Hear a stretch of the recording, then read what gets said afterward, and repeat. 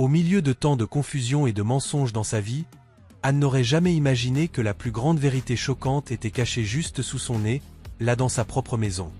C'était un après-midi ordinaire à l'hôpital. Anne attendait avec impatience dans la salle d'attente pendant que sa belle-mère, la chère Juliette, passait encore une journée d'examen et de physiothérapie. Soudain, un médecin inconnu s'approcha, attrapant le bras d'Anne avec un regard sérieux. Elle se demandait ce qu'il voulait, car le docteur René était le médecin principal de Juliette. Intriguée, Anne se recula, curieuse de savoir ce qui se passait. « Anne, je dois te parler », dit le médecin avec urgence, la regardant avec inquiétude.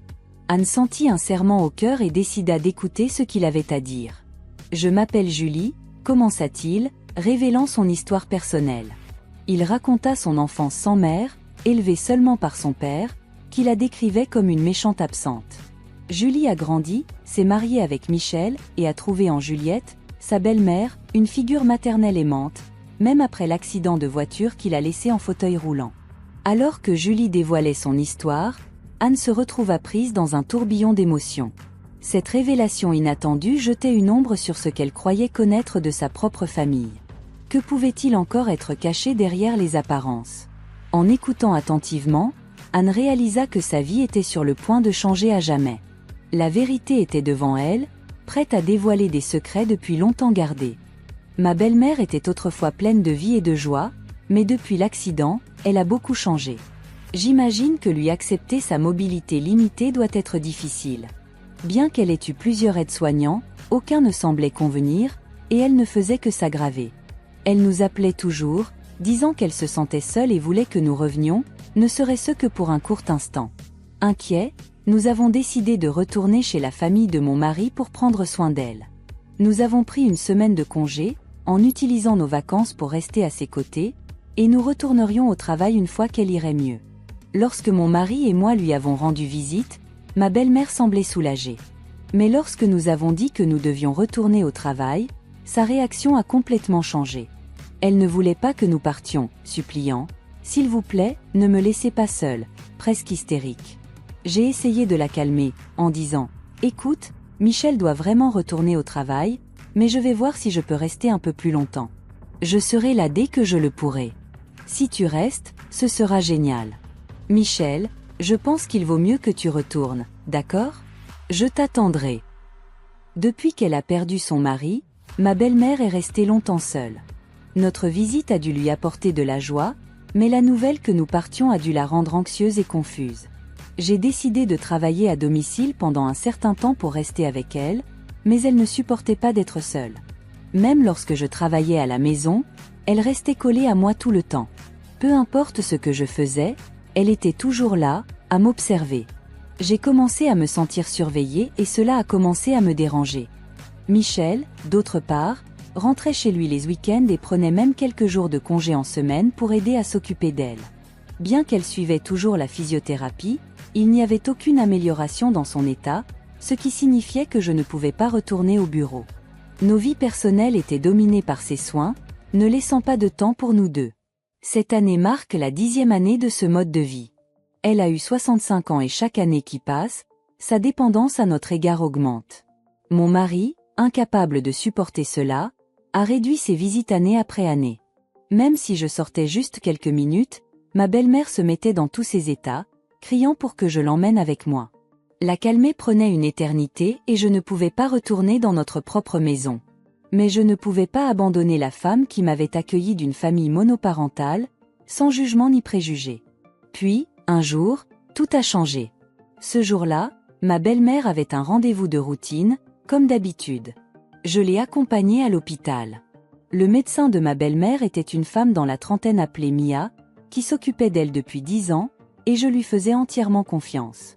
Après que ma belle-mère soit entrée dans la salle d'examen, je suis sortie pour prendre un appel de travail. Quand je suis revenue, environ 15 minutes plus tard, un jeune médecin m'a arrêtée. « Excusez-moi, vous êtes la fille de Celle, n'est-ce pas ?» Celle est le nom de ma belle-mère. Le médecin qui m'appelait par son nom était un jeune médecin, un peu plus jeune que moi. C'était Ryan, qui venait de se transférer dans cet hôpital. Il a mentionné qu'il travaillait dans le même service que le docteur Mia, qui était en charge de ma belle-mère. Surpris, j'ai répondu, oui, en fait je suis sa belle-fille. Mais que se passe-t-il? Eh bien, désolé pour l'approche soudaine. Vous avez un moment? Je dois discuter de quelque chose à propos de votre belle-mère. Bien sûr, à propos de ma belle-mère, que se passe-t-il? J'ai imaginé que sa consultation n'était probablement pas encore terminée, alors j'ai accepté. Le docteur Ryan avait l'air un peu soulagé et m'a conduit dans une petite salle privée, une salle de consultation pas loin des salles d'examen.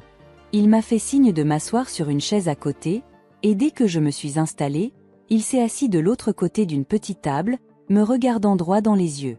Vous habitez actuellement avec celle chez elle pour prendre soin d'elle, n'est-ce pas?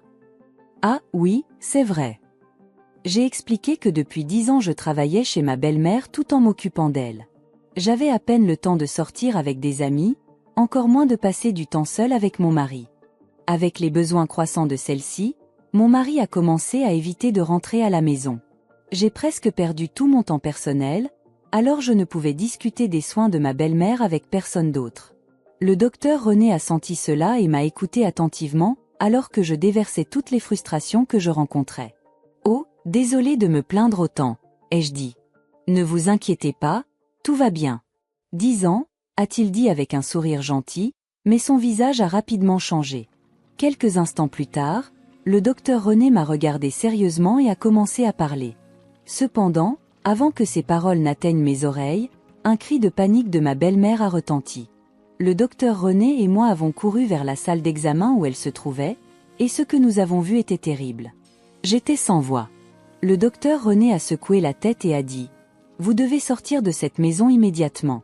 Éloignez-vous de votre belle-mère. » Ces paroles m'ont laissé stupéfaite, réprimant la colère qui montait en moi, j'ai acquiescé avec le docteur René. Je ne me suis pas adressé à ma belle-mère, mais je suis allé directement à la police. Bien que sceptiques quant à l'idée qu'ils m'écouteraient, ils ont promis d'envoyer quelqu'un pour enquêter. Alors, j'ai rapidement emballé mes affaires. L'image de ce que j'avais vu à l'hôpital continuait de hanter mon esprit. 1 heure plus tard, alors que j'étais toujours en train d'emballer, j'ai appelé mon mari pour tout expliquer. Tout le temps, je recevais d'innombrables appels et messages de ma belle-mère. Elle devait être inquiète, puisque je n'étais pas venue même après ses traitements, mais j'ai continué à ignorer ces appels et messages sans arrêt jusqu'à ce que j'ai fini d'emballer.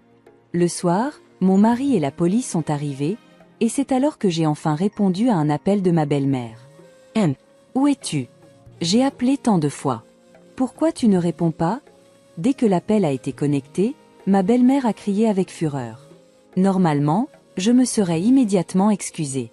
Mais cette fois, avec une attitude ferme, j'ai dit « Je suis à la maison. Pourquoi tu m'as laissé derrière et es rentré à la maison en premier? Comment as-tu pu faire ça ?» Ma belle-mère a continué à se plaindre et à se lamenter. Soupirant, j'ai dit « Eh bien, j'ai réalisé que je n'ai plus besoin de vivre avec toi. Je retourne à la maison où est mon mari », ai-je dit fermement à ma belle-mère. « Eh bien, Anne, à quoi tu penses? Comment espères-tu que je vive sans toi? Comment vais-je rentrer de l'hôpital? Tu sais sûrement mieux, n'est-ce pas? Pourquoi ne pas rentrer chez toi à pied? Après tout, tes jambes vont bien, alors tu n'as pas besoin d'un fauteuil roulant ou de soins, n'est-ce pas? » Elle a continué à se plaindre. Ma belle-mère a poussé un petit cri. Je pouvais imaginer qu'elle était extrêmement contrariée. Alors je lui ai raconté ce que le docteur René m'avait dit et ce que j'avais personnellement constaté. Selon le docteur René, les tests récents avaient montré qu'il n'y avait aucun problème avec les muscles ou les nerfs dans le corps de ma belle-mère. C'est alors qu'il a pensé que cela pouvait être dans sa tête. Il pensait peut-être que ma belle-mère croyait sincèrement qu'elle ne pouvait pas marcher et que cette croyance l'empêchait de le faire. Apparemment, le pouvoir de telles croyances peut être incroyablement fort, et il envisageait non seulement une thérapie physique pour les jambes, mais aussi des soins psychologiques. C'est pourquoi il a envisagé de m'inclure dans le plan de soins en tant que famille et m'a appelé pour en discuter. Mais il s'est avéré que ce n'était même pas nécessaire. Pendant que je parlais avec le docteur René, nous avons entendu un cri de femme venant de la salle d'examen. C'était ma belle-mère. Le docteur René et moi nous sommes regardés et nous sommes rapidement dirigés vers la salle. La porte de la salle d'examen avait une fenêtre et à travers celle-ci, nous avons vu ma belle-mère faire des gestes comme si elle éloignait un insecte. En effet, le cri venait de ma belle-mère. Mais pourquoi y aurait-il un insecte dans la salle d'examen? Il s'est avéré que ma belle-mère avait confondu la poussière avec l'insecte. Nous l'avons vu ramasser la poussière et se diriger vers la poubelle pour la jeter. Incroyablement, ma belle-mère marchait sans avoir besoin d'un fauteuil roulant ou d'une canne, se déplaçant à petits pas légers. J'ai regardé avec stupeur pendant que le docteur René me poussait dans le coin du couloir. En jetant un coup d'œil dans la salle d'examen, nous avons remarqué que ma belle-mère ne semblait pas être consciente de notre présence. Elle est calmement retournée à son fauteuil roulant comme si rien ne s'était passé. À ce moment-là, le docteur René est revenu dans la salle et a lentement tendu la main vers ma belle-mère. Ma belle-mère, apparemment en réponse, a mis une enveloppe marron dans sa main. Le docteur René a discrètement glissé l'enveloppe dans la poche de sa jupe, agissant comme si rien d'inhabituel ne s'était produit, a poussé le fauteuil roulant de ma belle-mère vers les installations de physiothérapie. Dio, ça va. J'étais tellement bouleversée par la série d'événements que je suis restée figée jusqu'à ce que le docteur René me parle doucement. Ce n'était pas qu'elle ne pouvait pas marcher, ni même qu'elle croyait qu'elle ne pouvait pas. Elle faisait semblant d'être immobile. Tremblante, j'ai senti la main du docteur René sur mon épaule et il m'a gentiment conseillé de sortir immédiatement de la maison de ma belle-mère. Et un clin d'œil, j'ai fait mes bagages pour échapper à ma belle-mère. Tout au long de mon histoire, ma belle-mère est restée silencieuse. Enfin, avec un soupir audible au téléphone, elle a commencé à parler, peut-être réalisant qu'elle ne pouvait plus éviter la vérité. C'était vrai que j'avais été en fauteuil roulant après un accident de voiture et c'était vrai que j'avais été gravement blessée au point d'avoir besoin de soins. Mais, grâce au traitement, environ 5 ans après l'accident, j'ai réussi à marcher avec l'aide d'une canne. Mon mari et moi, écoutant en haut-parleur, avons été choqués de penser qu'elle s'était rétablie en seulement 5 ans. Alors, quel était le but des 12 années que nous avons passées à nous occuper d'elle? Elle a dit: « Je craignais que, une fois que vous auriez découvert que je pouvais marcher, vous me laisseriez tomber, DIU. Mike, je ne supporterais pas cette idée. » Nous savions qu'elle nous aimait beaucoup grâce à son attitude quotidienne. Elle nous a fait prendre soin d'elle pour nous assurer que nous ne la laisserions pas. DIU, je t'aime vraiment comme ma fille. Après que Mike soit parti et que mon mari soit décédé, je me suis sentie si seule, répétait ma belle-mère plusieurs fois. Mais nos cœurs sont restés inébranlables. Nous savions que c'était maman Mike, mais la façon dont vous avez mené cela était fausse. Nous ne pouvons plus être à vos côtés, désolé. Regarde, je me suis occupée de vous au cours des 10 dernières années, tandis que mes collègues progressaient dans leur carrière, se mariaient et avaient des enfants. À cause de vous, je n'ai pas pu avoir mon propre enfant. J'avais presque abandonné l'idée d'avoir des enfants, mais maintenant je sens que les 10 dernières années ont été vaines. Pourquoi nous avez-vous trompés au point de nous occuper de vous?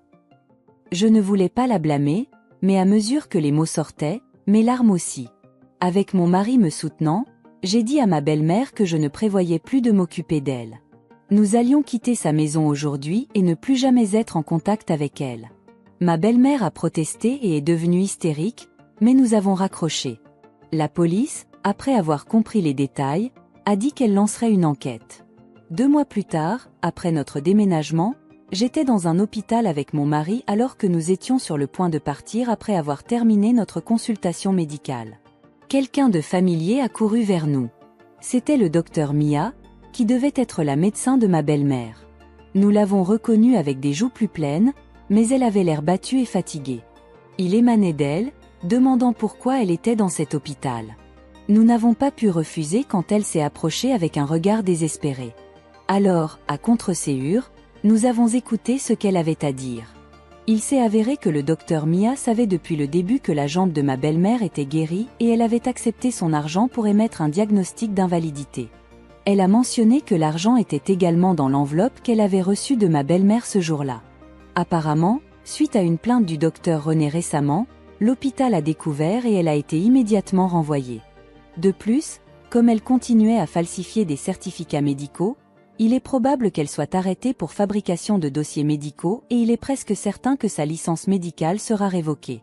Cependant, elle a insisté sur le fait qu'elle n'avait rien fait de mal. Incroyablement, le docteur Mia a prétendu que l'argent n'était pas un cadeau d'appréciation de ma belle-mère, mais plutôt un pot de vin de mon mari et moi.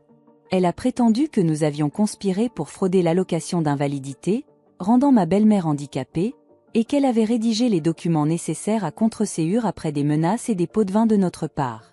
Mais il n'y avait pas de preuve de cela. C'était le docteur Mia qui avait tendu la main à ma belle-mère ce jour-là. Je ne pouvais pas croire qu'elle mettait toute la faute sur nous juste parce qu'elle était dans le pétrin et sur le point d'être arrêtée. De quoi parlez-vous? Nous n'avons rien fait de tout ça.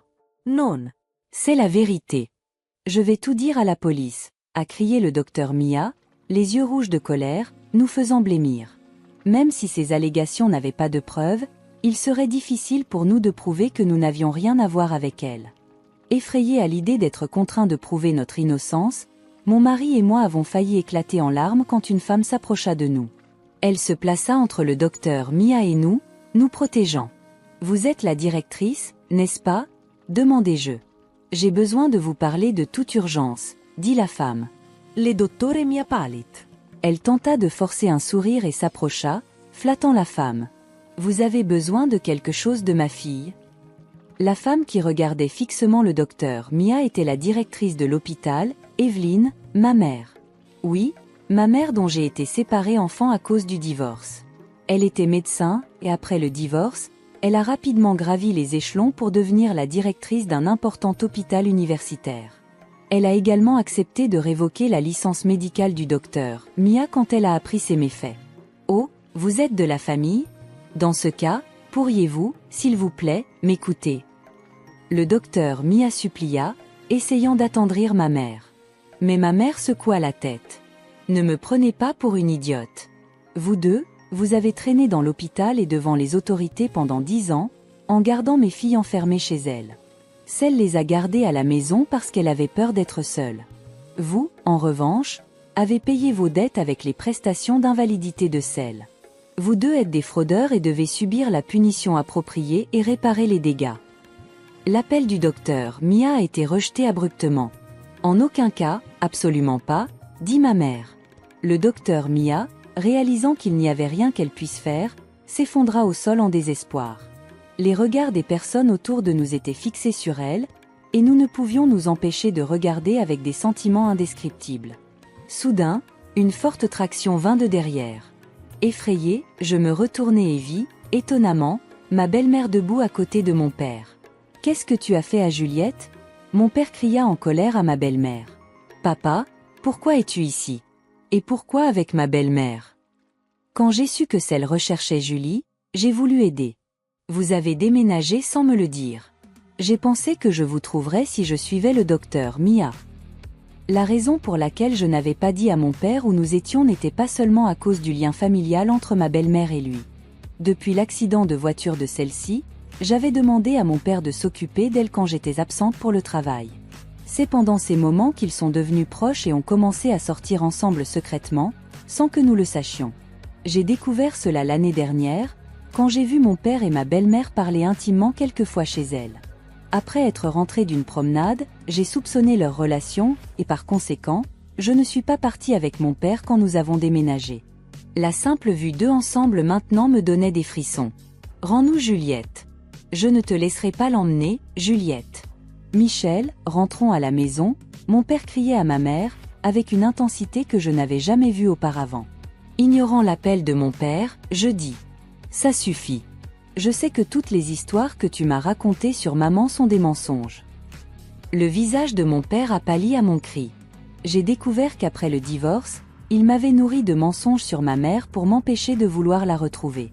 Les histoires selon lesquelles elle le traitait comme un esclave ou l'avait quitté pour un homme plus jeune étaient toutes fausses.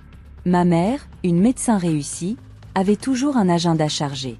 Mon père le savait quand ils se sont mariés, mais après que j'ai commencé l'école maternelle, son attitude a changé radicalement. Il la blâmait pour l'absence de vacances en famille et a décidé de divorcer, prétendant qu'elle n'était pas une bonne mère. Mon père m'a soudainement pris et a quitté notre maison le jour de mon 4e anniversaire. En réalité, c'était mon père qui était parti, pas ma mère.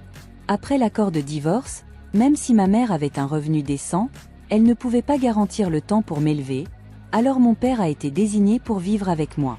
Cependant, ma mère envoyait une somme substantielle de pension alimentaire chaque mois. Je ne le savais pas avant de retrouver ma mère. Même après être devenue une mère célibataire, mon père s'est assuré que je ne voudrais pas voir ma mère, la décrivant de manière négative avec des histoires fausses. Il semblait que ma mère voulait me voir, mais la plupart du temps elle était à l'étranger pour des formations ou des recherches. Pourtant, elle continuait de m'envoyer des lettres de l'étranger, mais mon père les cachait. Il y avait des moments où il semblait qu'ils pourraient se retrouver, mais il y avait toujours quelque chose qui surgissait où ma mère recevait un appel d'urgence à l'hôpital, où mon père inventait une excuse pour annuler au dernier moment. Depuis toute petite, j'entendais dire que ma mère ne pouvait pas être retrouvée ou que personne ne savait où elle était. J'ai découvert que c'était un mensonge. La raison pour laquelle mon père pouvait se permettre de voyager tous les 2 mois et de payer ma scolarité à l'école et à l'université était grâce à l'argent de la pension alimentaire de ma mère. Notre vie confortable était entièrement grâce à elle. L'histoire de mon père travaillant tard le soir était également une imposture pour donner l'impression qu'il se battait avec l'éducation des enfants. Il avait un travail de 9h à 17h comme tout le monde. Ensuite, il passait la nuit quelque part, ne rentrant chez lui que tôt le matin. Quand mon père a crié et a dit « Où est ta preuve ?», ma mère lui a calmement montré l'application bancaire sur son téléphone. Elle a dit « C'est ainsi que j'ai transféré de l'argent pour toi au fil des ans, autant pour toi que pour ta compagnie. » Curieusement, leur entreprise a des politiques strictes contre les deuxièmes emplois, donc c'est impossible. Je peux le confirmer avec eux, si vous voulez. Mon père s'est effondré et ma belle-mère a tenté de le réconforter. Voir mon père ainsi m'a fait réaliser que j'avais été trompée toute ma vie. Bien que la vérité soit choquante, j'ai ressenti plus de colère que toute autre chose. J'ai dit froidement merci pour tout, papa, mais il est temps de dire au revoir. En disant cela, mon père s'est accroché à moi, et ma belle-mère a dit « Juliette, ton père a fait tout ce qu'il pensait être le meilleur pour toi. » J'ai répondu « Non, il l'a fait pour lui-même. Il a menti sur le fait de lutter en tant que père célibataire, utilisant l'argent de ma mère, et il a menti à moi, à mon mari et à nous tous, essayant de nous retenir chez lui. Vous êtes tous deux parfaits l'un pour l'autre dans vos mensonges. S'il vous plaît, restez loin de nous. » Ma mère, sans excuse restante, et mon père et ma belle-mère, sans mots, sont restés silencieux. Ignorant leur visage stupéfait, nous sommes sortis de l'hôpital avec ma mère. Plus tard, le docteur Mia a été arrêté et a perdu sa licence médicale. Elle avait falsifié des documents médicaux à plusieurs reprises et a été condamnée à la prison. De plus, l'hôpital pour lequel elle travaillait l'assigne en justice pour diffamation. Ma belle-mère avait soudoyé le médecin pour un faux diagnostic, ce qui l'a amenée à rendre tout l'argent de la pension qu'elle avait reçu avec intérêt. Elle fait également face à des accusations de fraude, selon la police. Michel a dit qu'il avait coupé les liens avec elle, donc il ne se soucie pas de son avenir. J'essaie de ne pas m'en soucier non plus. En ce qui me concerne, j'ai réalisé que j'étais un peu dépendante de ma belle-mère. Se sentir trahi m'a entraînée dans une spirale mentale, alors j'ai vu un thérapeute à l'hôpital où travaille ma mère. En ce qui concerne les retrouvailles avec ma mère, alors que j'obtenais une référence dans mon ancien hôpital, le nom du médecin vers lequel j'ai été référée était le même que celui de ma mère. À ma grande surprise, c'était vraiment elle. Ma mère était sceptique en voyant un patient avec mon nom, mais pendant la consultation, elle a réalisé que c'était moi. Nos retrouvailles ne peuvent être décrites que comme miraculeuses. Je ne peux pas être soignée par ma mère en raison des règles de l'hôpital, mais elle me soutient en coulisses. Je suis retournée à mon emploi de bureau, poursuivant la thérapie. En rendant visite au docteur René, qui m'a informé de la vérité sur ma belle-mère, j'ai découvert qu'il et mon mari étaient de vieux amis du lycée. Maintenant, nous sortons souvent avec René, visitant notre lieu habituel, et tout semble comme dans le bon vieux temps. Il peut être difficile pour moi d'oublier comment j'ai été liée par ma belle-mère et mon père, mais mon mari, ma mère et le docteur René m'encouragent toujours à prendre les choses avec calme et à faire ce que je veux. Grâce à cela, je prévois des voyages avec mes amis ou d'aller dans des cafés seuls. Et ainsi, entre larmes et sourires, Anne a finalement démêlé les secrets qui obscurcissaient sa vie. Avec l'aide de personnes véritables autour d'elle, comme sa mère Evelyne, son mari Michel et le dévoué docteur René, Anne a trouvé la force d'affronter la vérité et d'aller de l'avant. Les obstacles et les défis qu'elle a affrontés ne l'ont rendue que plus forte, et maintenant elle est prête à embrasser l'avenir avec courage et détermination. Si vous avez aimé cette histoire pleine d'émotions et de rebondissements, n'oubliez pas de laisser un like et de vous abonner à la chaîne Histoire de la vie pour ne manquer aucune de nos prochaines vidéos pleines d'aventures, de mystères et d'émotions.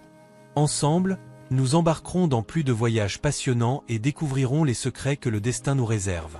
L'évangile de Jean 3h16 est un passage qui encapsulait l'immense amour de Dieu pour l'humanité. Il dit ainsi, « Car Dieu a tant aimé le monde qu'il a donné son Fils unique, afin que quiconque croit en lui ne périsse pas, mais qu'il ait la vie éternelle. » Ces paroles sont un rappel de l'amour inconditionnel de Dieu pour chaque personne dans ce monde. Il ne nous aime pas à cause de ce que nous faisons ou de qui nous sommes, il nous aime simplement parce que nous sommes ses enfants. Le sacrifice de Jésus-Christ sur la croix est la plus grande expression de cet amour, montrant que Dieu était prêt à tout donner pour nous, afin que nous puissions avoir la vie éternelle à ses côtés. Accepter Jésus comme notre sauveur personnel signifie reconnaître cet amour et recevoir le don du salut qu'il nous offre. C'est une invitation à expérimenter la paix, la joie et l'espoir qui ne peuvent être trouvés qu'en lui. Que tous puissent ouvrir leur cœur à l'immense amour de Dieu et accepter Jésus comme le sauveur suffisant de leur vie.